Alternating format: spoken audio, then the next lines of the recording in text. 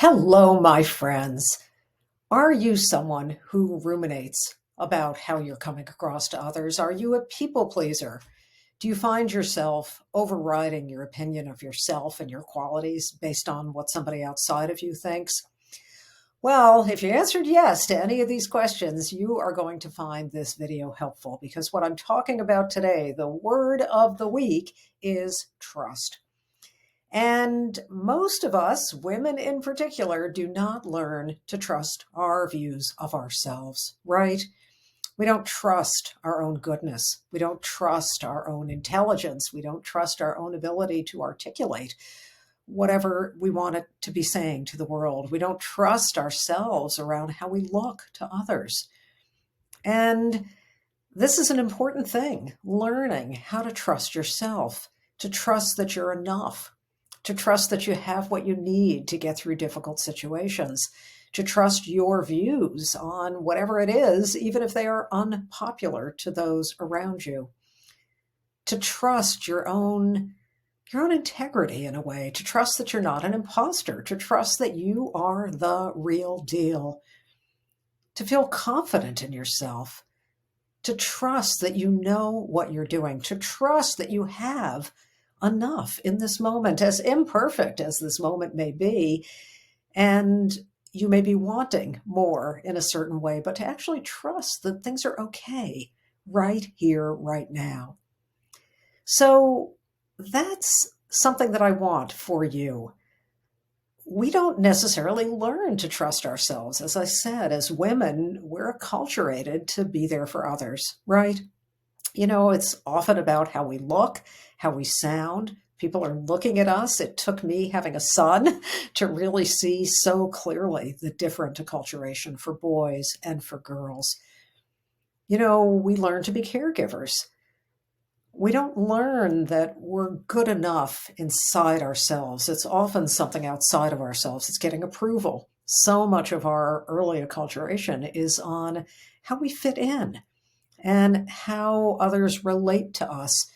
For boys, that acculturation is a little bit more, if not a lot more, about independence, about that it's okay to take up space, that it's okay to know yourself well enough that you don't always have to kind of be looking around and scanning the environment and the people around you to affirm that you're okay.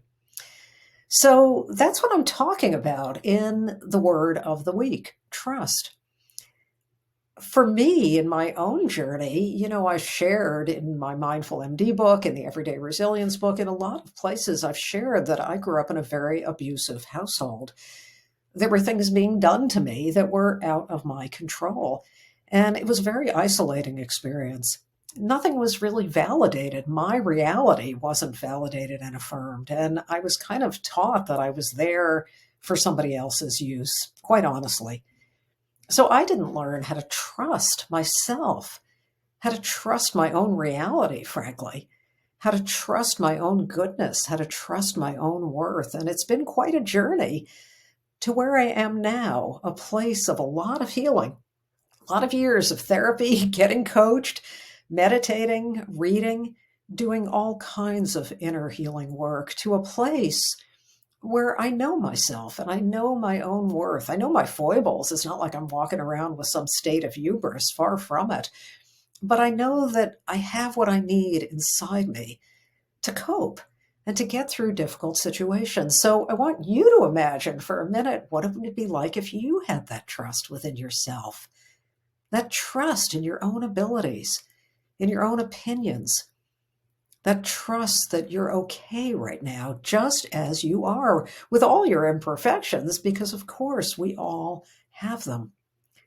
But that sense of trust, that trust that you're going to get through whatever difficulty you face right now, because you've gotten through a lot of other difficulties, whatever your life and career path has been.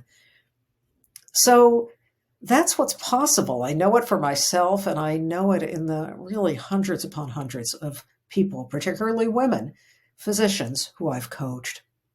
So it's possible, as far away as it may seem to you. Now, of course, you're probably sitting there thinking, well, what do I do? How do I build that ability to trust myself? I don't trust myself now. I get caught up in the opinions of others and the approval of others. So, what am I going to do? So, let's get to some practical matters. So, what I'm really big on is awareness. In other words, we can't work with something if we don't identify what that something is. So we have to get clear. Where am I not trusting myself? Where I'm falling into the shoulds, the expectations of others, the people pleasing, the wanting approval, the proving my worth. We have to really become aware of that so that we can observe our own state. I talk about this in the Mindful MD book. We almost diagnose our own state because we in healthcare know we cannot treat, i.e., intervene, until we diagnose. So that's what the awareness piece is all about. It's not trivial. It's not like, okay, great, I'm aware now, what? But once you're aware, you can begin to question your responses, your habitual responses. I often call this the notice and name game. So we're noticing, we're becoming aware, we're observing our own inner patterns and responses. And then we name it to ourselves. Gosh, there I go, not trusting myself. There I go, looking for approval from others. It's powerful to actually simply notice and name. And once you've done that initial step, the next step is really to ask yourself, how is this serving me? How do I know that their opinion is so much more valid than mine? Where did I get that assumption from? What would be in it for me if I trusted myself? These are key questions that we can pose to ourselves because once we notice a name, diagnose, as I said, we see that we have a choice. It's those choice points that build autonomy. That's the autonomy that no broken system can take from us. That's the autonomy that we have. That's where our freedom lies, as Viktor Frankl instructed us. So you begin to question and you begin to see, I have a choice in this moment.